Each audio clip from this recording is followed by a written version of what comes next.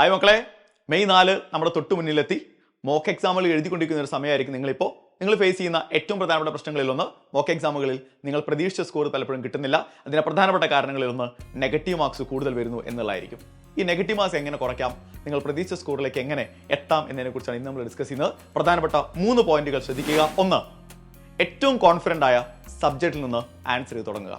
Suppose ആ സബ്ജക്റ്റിലെ ആദ്യത്തെ കുറച്ച് ചോദ്യങ്ങൾ വായിക്കുമ്പോൾ അത് ഡിഫിക്കൽട്ട് ആണെന്ന് തോന്നുവാണെങ്കിൽ അടുത്ത സബ്ജക്റ്റിലേക്ക് മാറാൻ നിങ്ങൾക്ക് സാധിക്കണം. രണ്ടാമത്തെ കാര്യം, സ്റ്റേറ്റ്മെന്റ് ടൈപ്പ് ചോദ്യങ്ങളിൽ true, not true, correct, incorrect type ചോദ്യങ്ങൾ വരുന്ന സമയത്ത് പെൻ കൊണ്ട് ചോദ്യ പേപ്പറിൽ കറക്റ്റ് ആ ടേമുകൾ അണ്ടർലൈൻ ചെയ്യുക. അല്ലെങ്കിൽ നമുക്ക് പലപ്പോഴും മാറിപ്പോകും. കറക്റ്റിന് പകരം ഇൻകറക്റ്റും, ഇൻകറക്റ്റിന് പകരം കറക്റ്റ് നമ്മൾ മാർക്ക് ചെയ്യാൻ സാധ്യതയുണ്ട്.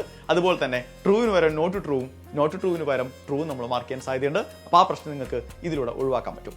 മൂന്നാമത്തെ കാര്യം, ചോദ്യങ്ങൾ ചെയ്തു പോകുമ്പോൾ ചോദ്യങ്ങളെ 3 നമുക്ക് ക്ലാസിഫൈ ചെയ്യാൻ പറ്റണം. 1, നിങ്ങൾ ചെയ്തു കഴിഞ്ഞ ചോദ്യങ്ങൾ, അപ്പോൾ ആ ചോദ്യങ്ങൾക്ക് എല്ലാം നമുക്ക് ടിക്ക് മാർക്ക് ഇട്ട് കൊടുക്കാം. 2, കുറച്ച് സമയം ഇരുന്നാൽ സ്പെൻഡ് ചെയ്താൽ നമുക്ക് ചെയ്യാൻ പറ്റുന്ന ചോദ്യങ്ങൾ, ആ ചോദ്യ നമ്പറുകൾക്ക് നമുക്ക് സർക്കിൾ ചെയ്ത് കൊടുക്കാം. മൂന്നാമത്തേത്, നിങ്ങൾ പഠിച്ചിട്ടില്ലാത്ത കൺസെപ്റ്റിൽ നിന്ന് നിങ്ങൾക്ക് കിട്ടില്ല എന്ന് ഉറപ്പുള്ള ചോദ്യങ്ങൾ, അവരെ നമുക്ക് ക്രോസ് മാർക്ക് കൊണ്ട് റെപ്രസെന്റ് ചെയ്യാം.